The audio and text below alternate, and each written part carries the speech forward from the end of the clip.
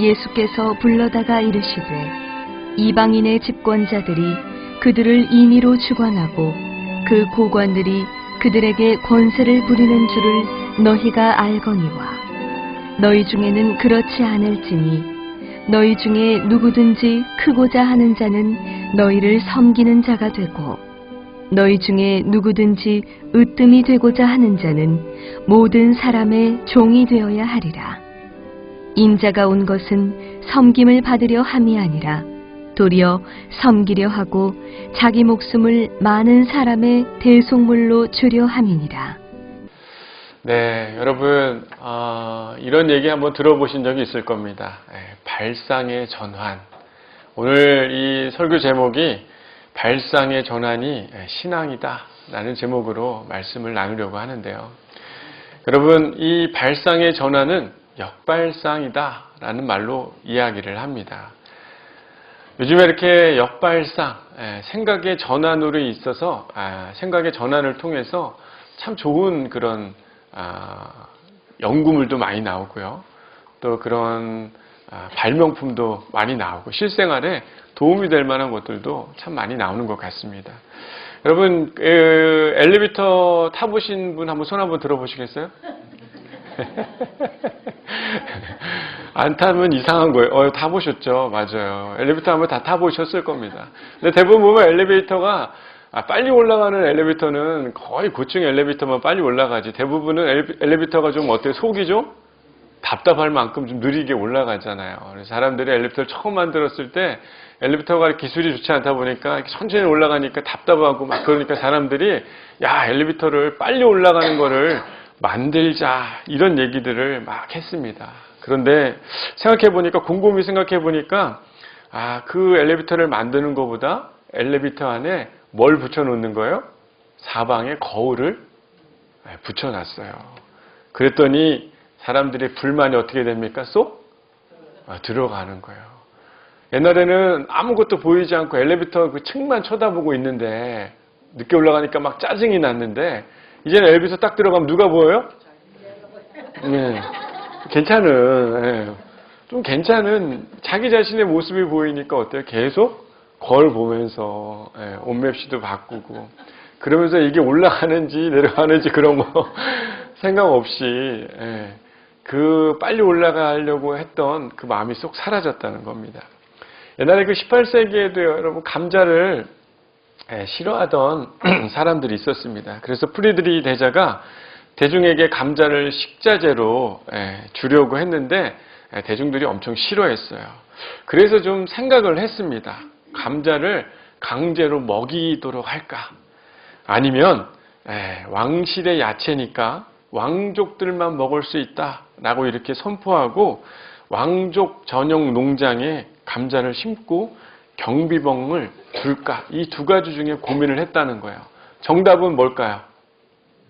1번 강제로 먹이는 거, 2번은 자기들만 먹을 수 있다는 걸 사람들한테 알려줬더니 나중에 대중들이 어떻게 생각하는 거예요? 이 감자가 진짜 왕실만 먹는 게 아니라 그게 좋은가 보다 생각하니까 우리도 당연히 먹어야지 라고 생각해서 자연스럽게 감자를 대중에게 전파했다는 이야기가 있더라고요. 생각해보면요. 삶에 이런 발상의 전환, 똑같이 생각해왔지만 잠깐 다르게 생각해보는 것, 그것이요. 의외로 우리의 삶에 많은 문제들을 해결해가는 것들을 경험하게 됩니다.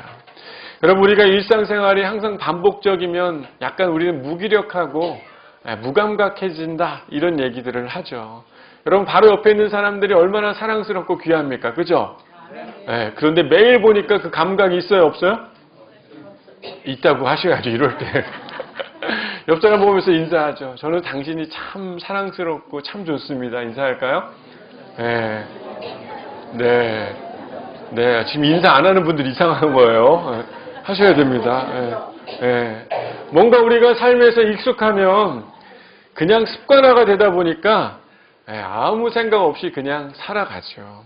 그러다 어느 순간 생각의 전환, 발상의 전환이 있을 때 우리의 삶에 뭔가 보이지 않았던 빛이 찾아오고 문제가 해결되어지듯이 우리의 삶에요, 신앙의 부분이 마치 이런 신앙이 나의 신앙이지라고 생각했던 그런 익숙해져 있는 삶에 약간 다른 시각, 다른 발상의 전환이 있을 때 진짜 우리의 신앙을 찾게 되는 것 같습니다. 여러분, 오늘 본문은요, 우리가 너무나 잘 알고 있는 이야기죠. 야고보와 요한, 예수님의 가장 말썽쟁이들, 마치 우리의 아들들이라고 이야기할 만큼 성격도 급하고 자신이 뭔가 성취하기를 즐겨했던 그 두 제자가 바로 이 야고보와 요한입니다. 예수님은 오늘 본문에 등장하기 전에 예수님이 이제 십자가에 달려 죽으시기 위해서 예루살렘으로 가는 길입니다. 그런데 이 두 제자가 예수님한테 뭐라고 얘기하는 거예요? 오늘 본문 전에 나오는 이야기죠. 특별히 우리 10장 보면은 37절에 한번 읽어볼까요? 시작. 여짜오되 주의 영광 중에서 우리를 하나는 주의 우편에 하나는 좌편에 앉게 하여 주옵소서. 예수님이 십자가에 죽으러 가는데 자기들은 뭘 달라는 거예요? 권력과 예수님의 좌편과 우편에 한 자리를 해달라고 이야기를 하고 있습니다. 그러면서 이 두 제자를 예수님이 보시면서 이런 질문을 하고 있는 제자를 보면서 뭔가 발상의 전환, 무엇인가 그들 안에 오랫동안 생각하고 있던 중심을 가지고 있었던 그들의 사고와 생각을 바꾸게 하시는 이야기가 오늘 본문의 이야기인 것이에요. 42절에 보니까 이방인의 집권자들이 주관하고 고관들이 권세를 부리는 것과 같은 그런 모습을 살고 싶다면 예수님이 뭐라고 이야기하는 겁니까? 으뜸이 되고자 하면 모든 사람의 무엇이 되어야 된다? 종이 되어야 한다. 섬기는 자가 되어야 된다. 라고 예수님이 그들에게 말씀하고 있는 것이에요. 여러분, 우리들은요, 마치 이 야고보와 요한처럼 뭔가 성공하고 그리고 권력자가 되고 인생에 있어서 누구보다 더 높은 자리에 더 높은 층에 여러분 살고 싶어하는 게 우리들의 자연스러운 모습이라고 생각합니다. 어찌 보면요, 이런 으뜸이 되고 으뜸이 되기 위해서 수고하고 노력하는 이런 삶은요, 이게 인간이 가지고 있는 가장 너무나 자연스러운 그 모습이죠. 그런데요, 이 모습은 우리가 그냥 갖고 싶어서 생긴 게 아니라 원래 성경은 뭐라고 이야기하고 있냐면 죄로 인해서 그 마음이 생겼다. 쉽게 생각하면 하나님과 같이 되고 싶어하는 그 이야기를 듣고 선악과를 먹어야 안 먹어요? 먹게 되죠. 그리고 여러분, 바벨탑 사건을 보면 하늘에 닿기 위해서 그들이 어떻게 합니까? 바벨탑을 쌓죠. 하나님 우리를 지면에 하나님 흩어지지 않기 위해 그들이 자신의 권력과 하나님처럼 높아지려고 하는 그런 모습, 인정받는 그런 모습을 갖기 위해 인간의 모습이 그랬다는 것을 성경이 보여주는 것이에요. 어찌 보면 우리의 이런 모습이 너무나 자연스러운 것이에요. 하지만 이렇게 수고하고 노력하고 살아가는 것, 노동을 하며 자신의 존재를 사람들에게 인정받고 세상 사람들을 다스리기에 살아가는 것이 우리는 마치 영광이요, 기쁨이요, 모든 인생을 걸만한 것이라고 생각하며 살아가지만요, 원래 성경은 그것이 죄의 결과이고 부끄러운 삶이라고 성경은 분명히 우리 가운데 말씀하고 있는 것입니다. 여러분, 우리가 너무나 열심히 살아가고 돈도 모으고 있지만요, 어리석은 부자처럼 더 많은 곳간에 많은 것을 채우며 살아가고 있지만요, 오늘 밤에 하나님이 우리를 데리고 갈 수 있는 그런 존재라는 사실을 우리는 망각하며 마치 곳간에 많은 것을 채우는 것이 나의 영광이요, 자랑인 듯이 살아가고 있는 게 우리의 인생인 것 같습니다. 가끔 보면은 이 하준이가 마당밭에 가면 개미가 보이나 봐요. 우리들은 개미가 잘 보여요, 안 보여요? 안 보이죠. 개미가 보이면 하나님의 은혜가 있는 줄 깨닫길 바랍니다. 주의 영광도 보일 거예요, 아마.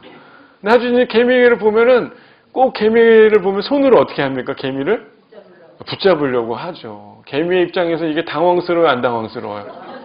엄청 당황스럽죠. 특별히 개미가 먹을 거를 물고 있으면 개미가 더 잘 보여요, 안 보여요? 이상하게 잘 보이잖아요. 개미가 뭔가 꼭 검은 걸 묻는 게 아니라 꼭 하얗고 과자 이런 걸 이렇게 입에 물고 가니까. 그럼 하준이가 꼭 손가락으로 어떻게 합니까? 땅속으로 개미를 이렇게 쑥 누르거나. 아마 하준이뿐만 아니라 여러분들도 다 그랬잖아요. 마치 아닌 듯이 그러네요. 생각해보면 이 개미가 열심히 비가 오는 줄 알고 행렬을 이어서 먹을 걸 준비하고 길을 만들고 홍수를 대비하지만 개미가 여러분 그 대비한 그 대비를 열심히 했지만 그 홍수를 이겨낼 수 있어요, 없어요? 없는 것이. 생각해보면 우리는 그와 같은 개미와 같은 존재들 아니겠어요? 어찌 보면 내가 나의 영광이 무엇이 되는 마냥 살아가고 있지만 어느 순간 하나님의 손가락이 어떻게 하는 거예요? 잠시 누르기만 해도 우리의 인생은 달라질 수 있는 게 우리 아니겠습니까? 여전히 우리는 그런 존재라는 것을 잊어버리고 누군가의 삶을 주관하고 권세를 부리는 삶이 뭔가 좋은 것이라고 생각하기에 열심히 돈을 벌고 잠을 설치며 살아가고 목숨을 담보해서 열심히 사는 인생, 그래서 정말 내 자녀들도 좋은 대학에 좋은 회사에 취직해서 너희들도 그렇게 살아라 라고 이야기하는 것, 그것이 어찌 보면 영광이 아니요 부끄러운 삶일 수 있다는 것을 우리는 잘 생각하지 않고 살아가는 것 같아요. 예수님은요, 야고보와 요한에게 그들의 생각을 전환시켜 줍니다. 너희가 진짜 살아가야 할 방향이 무엇인지, 진짜 신앙이 무엇인지 그들 가운데 오늘 예수님이 그들을 불러놓고 이야기를 하고 있는 것이에요. 42절 말씀 한번 볼까요? 예수께서 불러다가 이르시되, 쉽게 생각하면 예수님이 그 둘을 불렀다는 거예요, 안 불렀다는 거예요? 불렀다는 거예요. 오늘 여러분들을 주님께서 부르기를 소망합니다.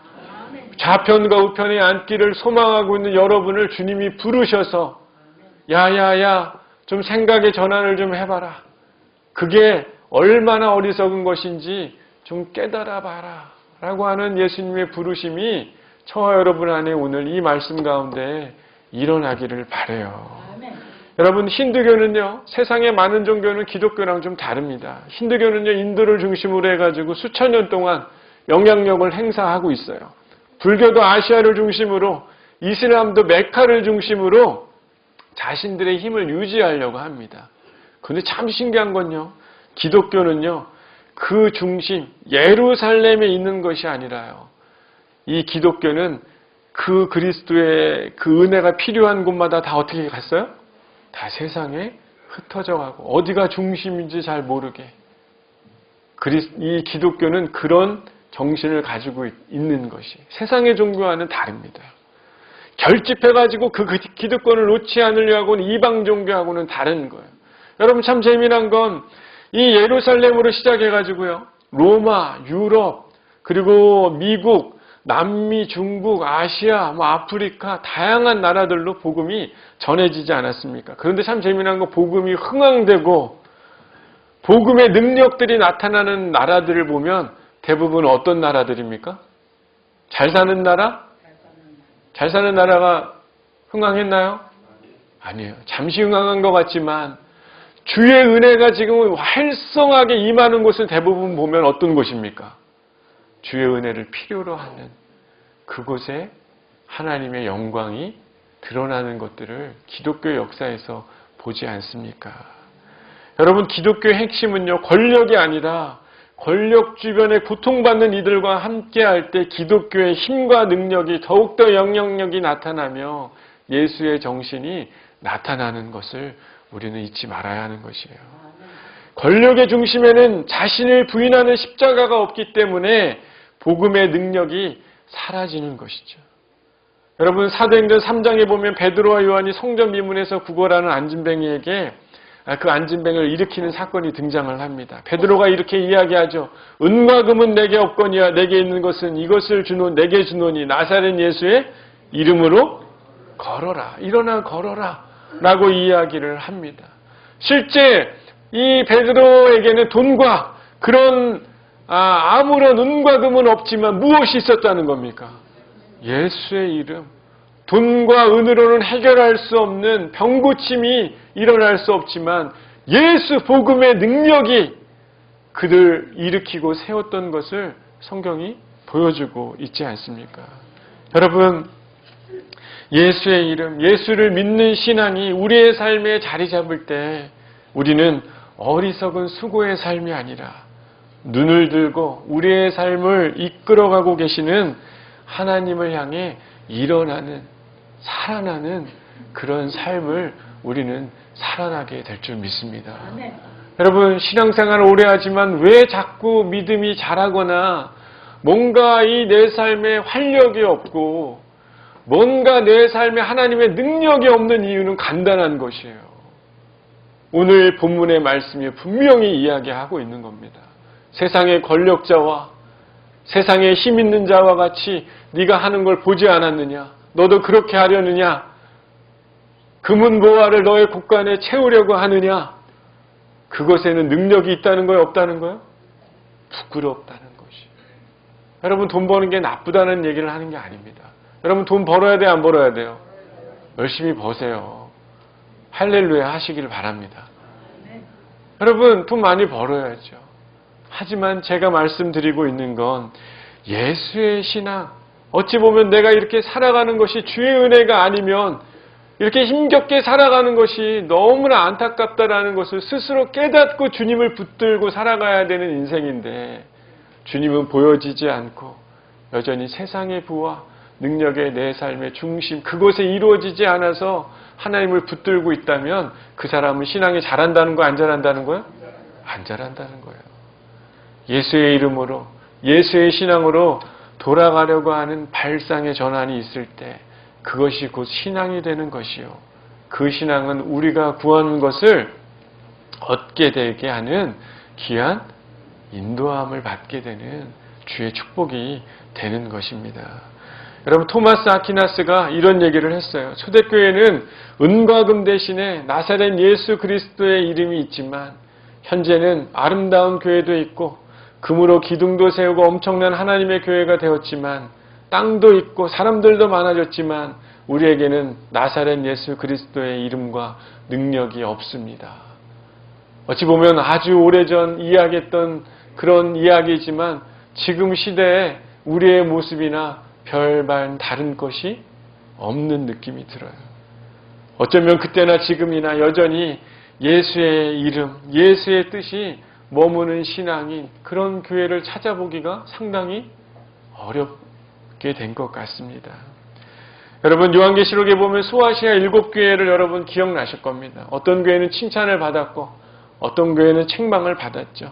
서머나 교회는요, 내가 환난과 궁핍을 알거니와 실상은 내가 부요한 자니라 라고 이렇게 칭찬을 합니다. 어렵고 힘들지만 그 교회의 시선은 누구에게 향해 있었다는 겁니까? 하나님에게 향해 있었다는 것이요. 근데 여러분, 책망하는 교회도 나오죠. 라오디게아 교회를 보면 이렇게 얘기합니다. 내가 말하기를 나는 부자라 부요하여 부족한 것이 없다 하나 내 곤고한 것과 가련한 것과 가난한 것과 눈먼 것과 벌거벗은 것을 알지 못하는도다.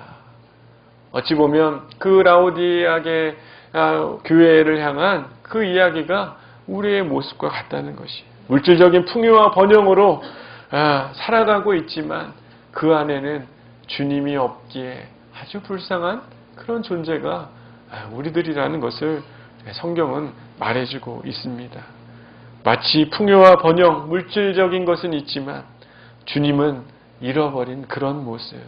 여러분, 예수님은 우리를 구원해 내시기 위해 십자가를 지러 골고다로 가고 있는데 야고보와 요한은 여전히 자신의 자리와 권력, 자신의 부함을 관심을 가지고 있는 그 모습이 우리들의 모습과 너무너무 유사한 것이에요. 주님과 함께 있다고 이야기는 하고 있지만 어떻게 하면 주님을 이용해서라도 어떻게 하면 많은 것을 얻고 누릴 수 있는지 모든 관심을 가지고 있는 우리의 모습처럼, 마치 그들의 모습 속에 거울처럼 우리의 모습이 잘 보여지지 않습니까? 예수님은 이들에게 이렇게 얘기하십니다. 그리고 그들을 신앙의 자리로 이끌어내시죠. 우리 한번 45절 말씀 한번 읽어볼까요? 시작. 인자가 온 것은 섬김을 받으려 함이 아니라 도리어 섬기려 하고 자기의 목숨을 많은 사람의 대속물로 주려 함이니라. 여러분, 예수님은 그들을 발상의 전환으로 그들의 참된 신앙이 무엇인지 알려주신 것이에요. 섬기려 하고 자기의 목숨을 많은 사람들에게 대속물로 주려 하는 것. 여러분, 이때요, 참 놀라운 일이 일어납니다. 이때 어떤 일이 일어나냐면 인간의 죄로 인해 살아가고 있는 우리의 수고와 힘겨운 노력들을 극복할 수 있는 지혜를 깨닫게 되는 것이에요. 여러분, 이 말씀이 무슨 말인지 아시겠습니까? 내가 힘겹게 바벨탑을 쌓아가며 나의 부와 영광을 위해 살아가는 인간의 그 수고에 숨구멍을 틀어준다는 거예요. 숨통을 열어준다는 거예요.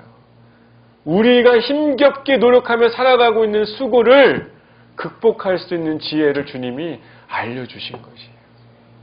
누군가를 섬기는 것. 그것이야말로 너희가 진짜 신앙인으로 어리석은 삶을 살아가고 있는 우리의 생각을 전환하게 하는 귀한 선물이라고 예수님이 오늘 말씀하고 있는 것입니다.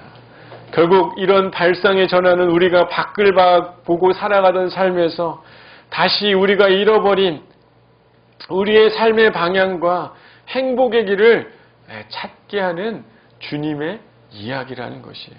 진짜 그리스도인, 하나님의 사람, 예수의 핏값으로 구원을 받은 자가 살아가야 하는 그 삶, 가슴 뛰고 흥분되고 그렇게 할 때 주께서 모든 걸 더해 가시는 하나님의 은혜를 경험할 수 있는 그 길로 예수님이 열쇠를 이 제자들에게 알려주셨듯이 우리들 가운데도 주님이 동일하게 말씀하고 있는 것입니다.